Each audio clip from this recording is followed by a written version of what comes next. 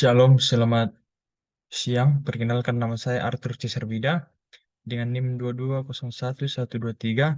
Saya dari Teknik Perminyakan D, angkatan 2022.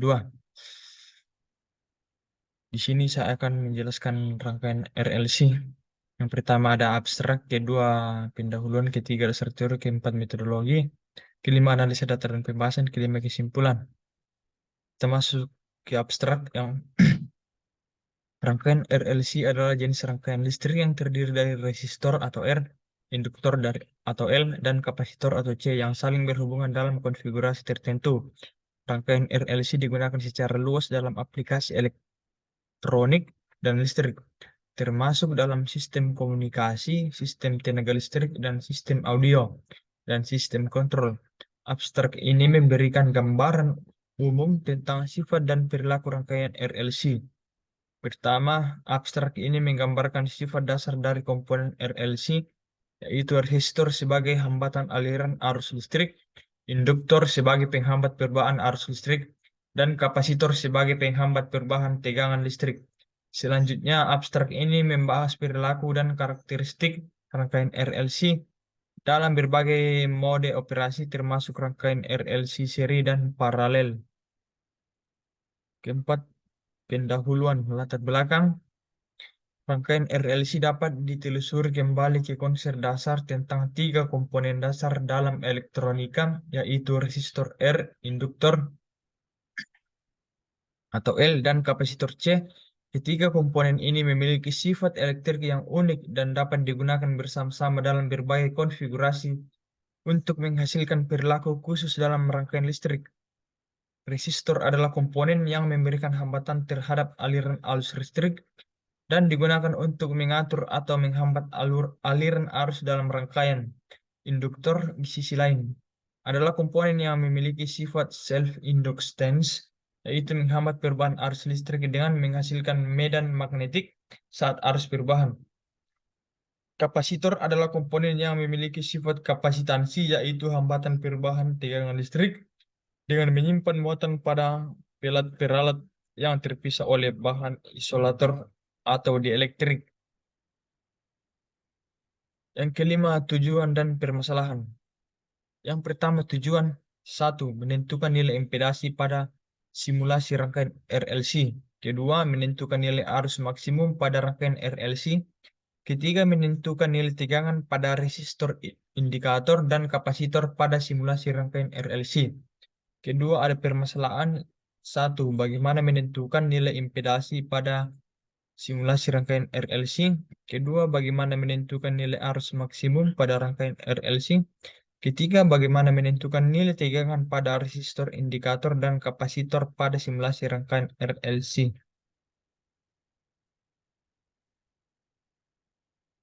Enam, yaitu ada dasar teori. Rangkaian RLC adalah suatu rangkaian listrik yang terdiri dari resistor atau R, induktor atau L, dan kapasitor atau C yang dihubungkan bersama-sama. Rangkaian RLC adalah salah satu jenis rangkaian yang sangat penting dalam ilmu elektronik dan digunakan dalam banyak aplikasi, seperti dalam sistem komunikasi, sistem daya, sistem kendali, dan lain sebagainya. Berikut adalah penjelasan singkat mengenai masing-masing komponen dalam rangkaian RLC. Itu ada resistor atau R. Resistor adalah suatu komponen pasif dalam rangkaian yang memiliki resistansi atau hambatan terhadap arus listrik yang mengalir.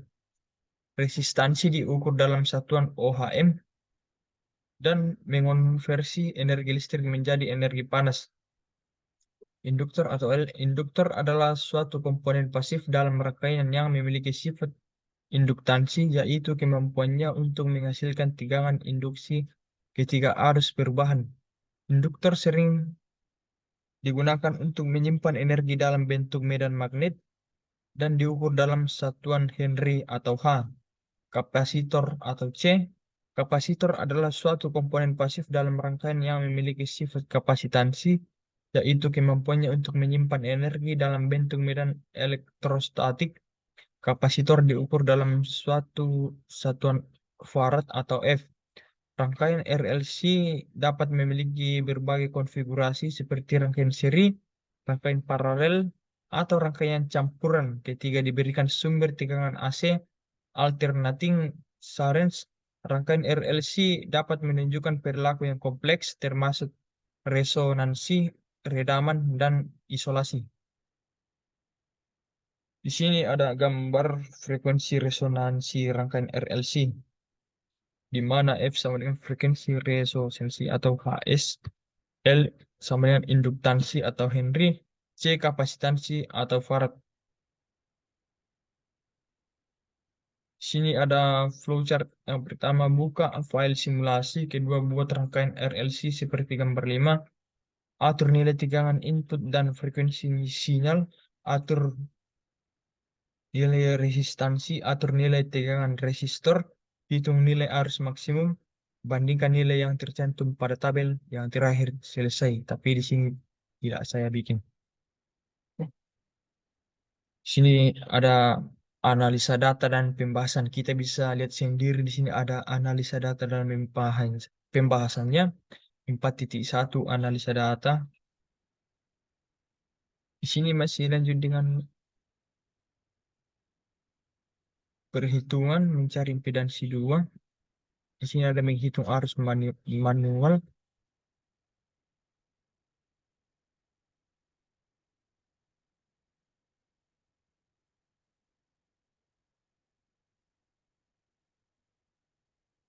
Di sini ada menghitung tegangan L dan C, F1 dan Fc. Di sini ada grafik hubungan antara 5 dan 1 M. Di sini masih ada perhitungan error. Oke, kita lanjut ke pembahasan.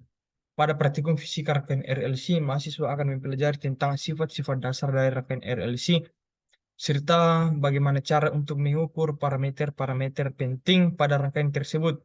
Rangkaian RLC adalah rangkaian listrik yang terdiri dari resistor R, induktor L, dan kapasitor atau C yang dihubungkan secara seri atau paralel. Pada praktikum fisika rangkaian RLC, mahasiswa akan melakukan eksperimen dengan menggunakan rangkaian RLC yang telah disediakan. Kemudian mahasiswa akan mengukur parameter-parameter penting pada rangkaian tersebut seperti impedansi, kapasitansi, induktansi, dan faktor kualitas dengan menggunakan alat ukur yang sesuai. Ketiga, selain itu mahasiswa juga akan mempelajari tentang resonansi pada rangkaian RLC, yaitu keadaan di mana impedansi rangkaian menjadi minimum dan arus maksimum.